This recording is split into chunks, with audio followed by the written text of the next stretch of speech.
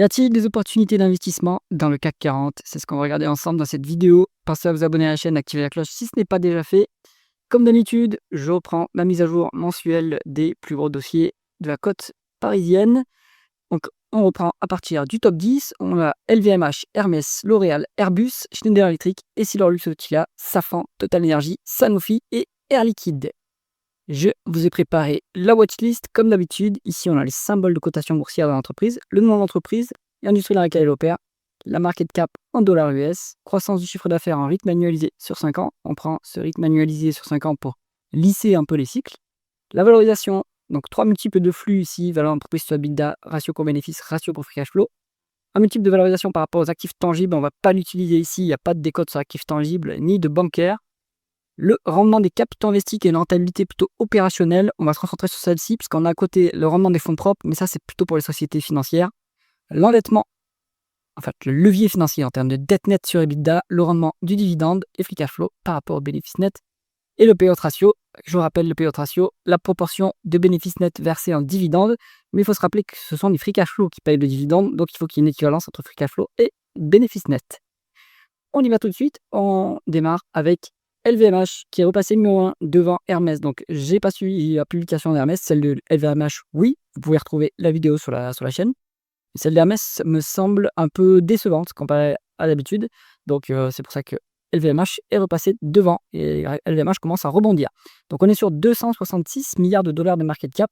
Je rappelle qu'on l'a que en dollars US dans cet écran, on l'a pas en euros malheureusement. Alors, croissance du chiffre d'affaires, 12% en rythme annualisé sur 5 ans. Donc c'est quand même une forte croissance toujours, hein. Garde en tête que pour LVMH, c'est de la croissance organique et externe. Ils font beaucoup de fusions-acquisitions. Donc la croissance organique est quand même plus faible que cela. En valeur entreprise sur EBITDA, on est à 11. C'est raisonnable, hein, c'est pas cher. Enfin, c'est pas cher. C'est raisonnable. C'est pas donné non plus, mais pour moi, en dessous de 12 sur les sociétés européennes, c'est raisonnable. On est à 21 en PE et 15 en price to free cash flow. Alors lequel il faut plutôt regarder? Vu que sur les derniers trimestres, on a plus de croissance, on a eu un ralentissement de la croissance, l'entreprise a dégagé des free cash flow puisqu'elle n'a pas eu d'opportunité d'investissement intéressante. Donc, il vaut mieux regarder ces multiples de price to free cash flow, qui est à 15, raisonnable, hein, pour moi, c'est très raisonnable. 14 en rendement des capitaux investis, enfin 13 en rendement des capitaux investis, donc la rentabilité est toujours bonne, c'est moyennement intensif en capital, un petit peu quand même, donc 13,2 c'est une bonne performance. 1,1 fois l'EBITDA en dette net, donc quasiment pas de dette, hein, ils arrivent désendettés, peut-être qu'ils vont pouvoir faire des acquisitions à nouveau, il paraît que Kering a des difficultés, peut-être qu'ils vont céder des actifs, bon j'y sais comme ça. 2,8% de rendement du dividende, avec un payout ratio à 59%, mais les free cash flow sont plus élevés que les bénéfices nets, donc ce dividende est soutenable. Pour moi, LVMH, ça reste intéressant encore à ce niveau, hein. On est quand même sur du luxe qui se paye en général plutôt cher. Donc là, on est sur le luxe est cyclique, hein. Les gens l'avaient oublié, mais le luxe est cyclique. Là, on est en bas de cycle. Eh bien, ça offre une fenêtre d'opportunité pour avoir du LVMH à un prix pas trop cher. Et puis, avec un rendement du dividende qui commence déjà à être intéressant, hein. Donc, pour moi, LVMH, oui, c'est une opportunité d'investissement. C'est pas un conseil, hein, bien sûr. Faites vos propres recherches. Allez, ensuite, on a Hermès. Donc, la deuxième société du luxe française, on est sur 252 milliards de dollars de market cap, 21% de croissance du chiffre d'affaires en rythme annualisé sur 5 ans. Alors pour Hermès, ce qui est fort, c'est la croissance organique, hein. Donc ça reste quand même puissant. On a 29 en VE sur EBITDA, 48 en price earning et 51 en price to cash flow. Évidemment, c'est hyper cher. Ensuite, on a 23 en rendement du capital investi, très très qualitatif. Du cash net, donc de temps en temps, il renvoie du dividende exceptionnel aux actionnaires parce que le dividende ordinaire est à seulement 1,3%. Ce qui n'est pas très très intéressant, avec un payout ratio à 38%, à peu près un peu plus, peut-être 40, 45 si on regarde les free cash flow, mais ça reste soutenable. Donc pour moi, Hermès, le problème, donc deux optiques, hein. Soit vous y allez pour le très long terme, dans ce cas-là, pas de problème, hein, ça fera de la bonne performance, avec des périodes potentielles de moins-value importantes. Donc sinon, si vous voulez faire du court terme, il ne faut pas aller sur Hermès, voilà, c'est trop cher. Donc pour moi, hein, même d'un point de vue croissance, plutôt à l'écart, sauf pour le très long terme. Avant de continuer, si jamais vous cherchez un portefeuille d'investissement passif et performant, cliquez sur le lien en haut à droite de la vidéo. On continue avec le leader mondial des cosmétiques, c'est L'Oréal. On est sur 232 milliards de dollars. Donc, je n'ai pas regardé la publication en détail, hein, pour le premier semestre, mais il me semble qu'elle était un peu décevante. Alors, on est sur 9,3% de croissance du chiffre d'affaires en rythme annualisé sur 5 ans. Il y a toujours un bon fond de croissance, également de la croissance externe, hein, à signaler. on est à 19 en valeur entreprise sur EBITDA, 32 en PE, 27 en price to free cash flow. C'est moyennement cher quand même. Enfin, c'est plutôt cher en réalité. C'est plutôt cher. On est à 16,3 en moins de capital investi, donc bonne rentabilité quand même, opérationnelle en plus. 0,4 en termes de dette nette sur EBITDA, donc le groupe est complètement désendetté. 1,9% de rendement du dividende avec un payout ratio qui commence à être élevé, 63 en termes de bénéfice net. C'est un peu plus bas en termes de free cash flow, mais ça commence, même en termes de free cash flow, on est au-dessus de 50%. Donc là, on commence. Alors, je pense qu'il y a quand même un effet cyclique où les bénéfices nets et les free cash flow sont un petit peu bas comparé à l'historique. Mais bon, pour l'instant, ce dividende n'est pas très généreux et pourtant, on a un payout ratio qui est élevé. Donc, voilà, L'Oréal, pas pour le dividende en tout cas, pour l'instant, il n'est pas hyper sûr, il n'est pas hyper sécurisé. En tout cas, ça se paye cher d'un point de vue, pour une optique dividende. Si on regarde, il y a de la croissance, oui, mais les multiples sont un peu chers. Hein. Si vous regardez L'Oréal et LVMH, c'est évidemment pas le même secteur d'activité, quoique il y a du Sephora chez LVMH. Bon, ça se paye quand même bien moins cher LVMH. Donc, bon, L'Oréal, moi je trouve ça quand même cher. Donc, pareil, si vous voulez y aller pour le très long terme, aucun problème. Si c'est pour faire du court terme, il vaut mieux passer son chemin. Allez, Airbus. Donc là, on est dans l'aérospatiale et la défense. Il ne faut pas oublier qu'ils ont quand même une bonne partie d'activité militaire. Donc ça a bien été tiré par les budgets, les annonces sur les budgets de défense. 155 milliards de dollars de market cap, 3,6% de croissance du chiffre d'affaires en rythme annualisé sur 5 ans. Donc ça, on va dire que c'est plutôt le passé. Je pense que là, maintenant, il va y avoir de la forte croissance devant le groupe dans les prochaines années parce que il y a les plans de défense d'armement, justement. Et puis aussi les déboires de Boeing sur l'aviation civile, ça les aide quelque peu. Là, c'est plutôt une histoire de capacité maintenant sur Airbus. Est-ce qu'ils arrivent à délivrer leur cahier de commande?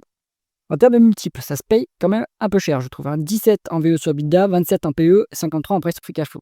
Donc les free cash flow sont bas, à mon avis, cycliquement, parce qu'ils font de la grosse dépense en capital, il faut monter en capacité pour délivrer le carnet de commande, donc ils sont obligés d'investir massivement. Donc ça impacte les free cash flow. Ça veut aussi dire qu'il y a de la croissance organique qui revient aussi. Bon, je trouve ça un peu cher.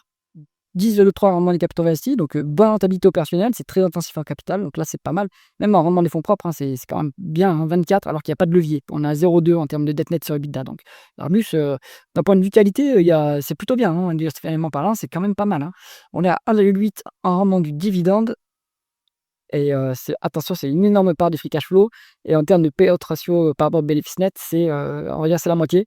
Bon, ce dividende, on va dire, il est structurellement soutenable, il n'est pas très généreux, et c'est parce qu'il n'est pas généreux parce que en fait, la boîte se paye trop cher. Donc pour moi, Airbus, il va falloir attendre qu'il y ait peut-être un trou d'air ou une publication qui soit mal reçue pour pouvoir y rentrer. Je pense que là, maintenant, ça commence à se payer quand même un peu trop cher pour moi, même dans une optique croissance. Allez, Schneider Electric. Donc là, on est sur la thématique électrification. Donc, secteur, tendance ultra porteuse. 140 milliards de dollars de market cap, 9% de croissance du chiffre d'affaires en rythme annualisé sur 5 ans, et ça accélère. Normal. Là, il y a les investissements, toute la dépense en capital en intelligence artificielle. Bien sûr, c'est l'énergie derrière. Donc, et ce sont des data centers. Donc, Schneider Electric en profite lourdement.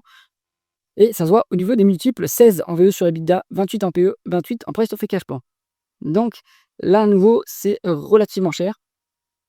11 prendre un rendement des capitaux investis, bonne rentabilité, 1,6 en termes de dette nette sur EBITDA. Donc il n'y a pas beaucoup, il n'y a pas trop de levier. Ça monte à chaque fois qu'ils font des acquisitions. C'est une entreprise qui fait aussi de la croissance externe, évidemment. 1,8% de rendement du dividende, qui est soutenable à ce niveau. Même, voilà, ça représente quand même plus de 50% du payout ratio. Et alors que le rendement n'est pas hyper attractif. Donc ça nous dit que Schneider Electric, à mon avis, se paye quand même un peu cher. Toujours pareil, on peut y aller, mais ça sera sur le très long terme. Parce que s'il y a une déconvenue à cause des multiples LD, on peut avoir une moins-value importante. Et Essilor Luxottica, donc vous avez dû suivre tout le buzz un peu avec Meta. Donc c'est le leader mondial de l'optique, enfin des verres optiques et des montures. On est sur 136 milliards de dollars de market cap, 13% de croissance du chiffre d'affaires en rythme annualisé sur 5 ans. Donc la croissance est là quand même. Croissance externe aussi, faut le noter. Ça se paye hyper cher. 19 en VE sur EBITDA, 49 en PE, 34 en price to free cash flow. Là, vous avez des multiples de sociétés de forte croissance. Je ne le comprends pas. Alors, la rentabilité est très faible sur Essilor. Je ne comprends pas que le marché mette des multiples aussi élevés pour une rentabilité aussi faible. 5% rendement des capitaux investis. D'accord, c'est très intensif en capital. C'est Xavier Fontanet qui le dit lui-même dans ses interviews, l'ancien PDG d'Essilor. Mais même si c'est très intensif en capital, le rendement de fonds propres, il est à 6,4 %, c'est médiocre, hein. C'est pas extraordinaire comme rentabilité. Après, il faut toujours comparer face aux autres acteurs du secteur, donc ça, je ne l'ai pas fait. Regardez, est-ce qu'ils ont une rentabilité, plus élevée ou à ce niveau-là? Donc c'est peut-être la norme dans le secteur également, hein. 1,6 en termes de dette nette sur l'UDA, il y a un petit peu de dette, mais pas trop. On est à 1,6 de rendement des dividendes avec un payout ratio à 23 %. C'est pas très généreux. Il pourrait facilement doubler, hein. Il pourrait mettre du 3 sur le dividende. Ça rendrait le dossier un peu plus attractif. Là, je trouve qu'il se paye bien trop cher pour la qualité que c'est. Donc pareil, on peut y aller sur le très long terme, mais moi j'ai peur qu'avec, une rentabilité aussi faible, même sur le très long terme, ça soit décevant. Donc à mon avis, il vaut mieux donc attendre que la rentabilité augmente. Safran, donc c'est le, leader français, peut-être un des leaders mondiaux, dans tout ce qui est motorisation, hein. Vous allez avoir aussi, Rolls-Royce dans le secteur. Motorisation, pour les avions, donc militaire et civil évidemment. Il y a l'État au capital, hein, derrière Safran, donc pour moi ça c'est ininvestissable, hein, quand il y a l'État au capital. 135 milliards de market cap, 6 de croissance du chiffre d'affaires en rythme annualisé sur 5 ans. On est, sur une croissance plutôt, voilà, médiane, mais je pense que, il me semble que c'est de la croissance organique uniquement, hein, donc elle est quand même pas mal, hein, cette croissance. 18 en VE sur EBITDA, 26 en PE, 28 en price to free cash flow. Il est relativement cher également. On a par contre une rentabilité qui est exceptionnelle, 24 en rendement des capitaux investis, 35 en rendement des fonds propres. Ça nous dit qu'ils rachètent des actions aussi, hein, je pense, parce que pour avoir une telle rentabilité sans levier, je pense qu'ils réduisent leur capital, donc ils annulent leurs actions, les actions rachetées. Du cash net au bilan, est-ce qu'ils rendent ce cash aux actionnaires? Donc là, il faut questionner un peu l'allocation, la politique de retour aux actionnaires. 1 de rendement du dividende, pas très attractif, soutenable avec un payout ratio à 28 free cash flow équivalent bénéfice net. Donc Safran, c'est une histoire de croissance maintenant avec, les dépenses d'armement, ils vont évidemment en profiter. Donc la croissance qui est affichée là, elle va accélérer. Je trouve que c'est un peu cher, mais pour le coup, vu la rentabilité, je pense que si on y va pour le long terme, ça peut être intéressant, hein, parmi Safran. Total Energy, enfin une action value, mais après on est dans le CAC 40, hein, donc c'est normal qu'il n'y en ait pas beaucoup. Alors, on est dans le pétrole et le gaz, donc on connaissez tous Total Energy, 130 milliards de market cap, 5 de croissance du chiffre d'affaires en rythme annualisé sur 5 ans. Donc il faut regarder cette croissance, comme on est sur une industrie qui subit la variation des prix des hydrocarbures, il faut regarder la croissance en volume et pas la croissance nominale, enfin la croissance totale du chiffre d'affaires, puisque en fait les prix sont très cycliques. En revanche, les volumes sont en progression sur Total. Après, c'est une faible progression, hein. Ils font des fusions-acquisitions, ils se diversifient aussi dans l'énergie renouvelable. Bon, voilà, il faut l'avoir en tête, c'est pas une histoire de croissance, hein, Total Energy. Ça, on en est, il faut en avoir conscience. 4,5 en VE sur EBITDA, c'est très peu cher. 11 en PE, 10 en price to free cash flow. Donc les multiples sont value complètement. On est à 8,7 de rendement de capital investi.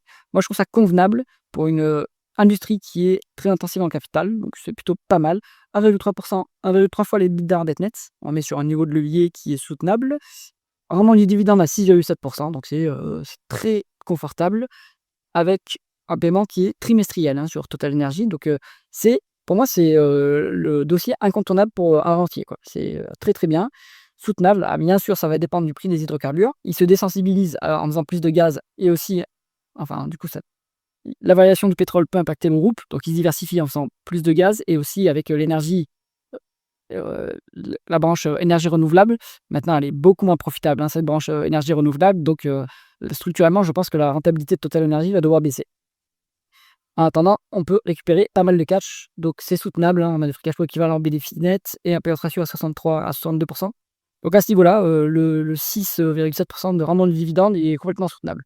Total Energy, très, très bien pour un rentier et même dans une optique value, hein, je pense, avec, une reprise des cours du pétrole, on peut très bien aller sur un multiple de 6, hein. C'est pas bête, hein, 6 fois la valeur entreprise sur EBITDA sur ce dossier, voire 7, hein, même, voilà. Donc ça veut dire qu'il y a un peu de potentiel de revalorisation du titre. Très bien donc. Air Liquide, ensuite, donc là, c'est une des actions préférées des particuliers français. On est sur le leader mondial avec une de co-leader mondial des gaz industriels. 114 milliards de dollars de market cap, 5 de croissance du chiffre d'affaires en rythme annualisé sur 5 ans. Donc la croissance plutôt faible, hein, même si c'est. Alors, je ne sais pas s'ils font des acquisitions. Je pense qu'ils font des acquisitions, donc ça doit être la croissance globale. C'est pas hyper élevé comme croissance et pourtant ça se paye cher, hein. Enfin, je trouve que ça se paye cher pour la croissance qui est en face. On est à 14 en VE sur EBITDA, 28 en PE et 35 en price to free cash flow. C'est un peu cher. C'est un peu cher quand même. On est à 10 en rendement des capitaux investis, donc bonne rentabilité opérationnelle quand même. 1,4 fois les EBITDA en dette nette, donc ça, je pense que ça c'est le signe qu'ils font des acquisitions, hein, également. donc ça fait monter un petit peu la dette, mais elle n'est pas très élevée à ce niveau. 1,9% de rendement du dividende. Vous avez un dividende majoré quand vous détenez des actions Hermikid sur plus de 2 ans de mémoire. Je crois que c'est une action gratuite pour 10 actions détenues. Bon, c'est pas hyper attractif, hein, et on a un payout ratio qui est à 57%, avec des free cash flow plus élevés que les bénéfices nets. Donc en réalité, c'est encore moins soutenable que ça. Bon, voilà, donc Air Liquide, je comprends l'attrait en fait, la régularité. Elle est très peu volatile, cette action, donc ça convient bien aux particuliers parce qu'il y a derrière une action qui monte régulièrement. Mais c'est pas avec ça que vous allez superformer le CAC 40 dividende investi, hein, parce que ça se paye quand même cher. Ça se paye relativement cher. La rentabilité est correcte, mais au bout d'un moment, si la croissance faiblit, le marché arrêtera de mettre des multiples trop élevés sur ce dossier, hein. Après, si on descend pour moi en dessous de 12 en VE sur EBITDA, ça pourra se regarder quand même, hein, ça pourrait être intéressant. On conclut cette revue avec Sanofi. On est sur le leader français de la pharmacie. 113 milliards de dollars de market cap, 4% de croissance du chiffre d'affaires en rythme annualisé 5 ans. Donc il y a zéro croissance organique. C'est que par l'acquisition qu'ils font. Ils rachètent des biotech pour récupérer les molécules. Alors, en multiple de valeur d'entreprise sur EBITDA, c'est à 8. Donc c'est pas très très cher payé. Mais ça, c'est un multiple qu'on voit partout en pharma parce qu'il y a un risque supplémentaire sur les pharma.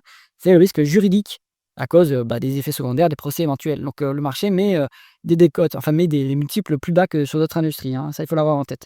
On a 15 en ratio coût-bénéfice. Alors on n'a pas la donnée des free cash flow, mais il faut la regarder séparément, hein, mais structurellement, normalement, Sanofi dégage des free cash flow en excès par rapport aux bénéfices nets, hein, puisqu'il n'y a plus de croissance organique, il n'y a plus trop de dépenses en capital. Enfin, il y a toujours la dépense en capital, mais ils font le gros de la croissance avec la croissance externe. Rendement des capitaux investis à 8%, c'est plutôt convenable. On est presque désendetté, on est 0,6 fois l'EBITDA en dette nette. Un rendement du dividende qui est à 4,9%. Allez, si on arrondit à 5%, ça nous fait 5 milliards de dividendes, grosso modo, hein. Attention que le payout ratio est élevé, hein, quand même. Donc, il n'est pas affiché ici, mais on peut le calculer. Voilà. On va être à 4,5, 5 milliards. C'est plus de la moitié des bénéfices nets, donc le payout ratio est élevé. Voilà, ce dividende est confortable. Il est relativement soutenable quand même, mais il ne va pas augmenter beaucoup plus, hein. Donc, Sanofi, on peut se dire que c'est un dossier pour un rentier, mais vous avez les risques juridiques, hein. Donc, ça peut faire mal, hein. Voilà, donc à prendre en considération. J'espère que cette revue vous a intéressé. Donc moi, si je prenais un top 3 là-dedans, donc plutôt parce que j'ai un profit de value en stock picking, Total Energy évidemment. Et ensuite, pour de la croissance, LVMH, j'aime beaucoup parce que c'est peu cher et il y a quand même un très bon savoir-faire en management, en fusion-acquisition. Et en troisième, Schneider Electric quand même. Bon, pourquoi pas? Ou Safran. Plutôt, Safran, il y a l'État au capital. Donc plutôt Schneider Electric, même si ça se paye un peu cher. Donc, Schneider Electric plutôt sur repli. J'espère que cette analyse vous intéresse. Si c'est le cas, mettez un pouce vers le haut et pensez à vous abonner à la chaîne. À bientôt!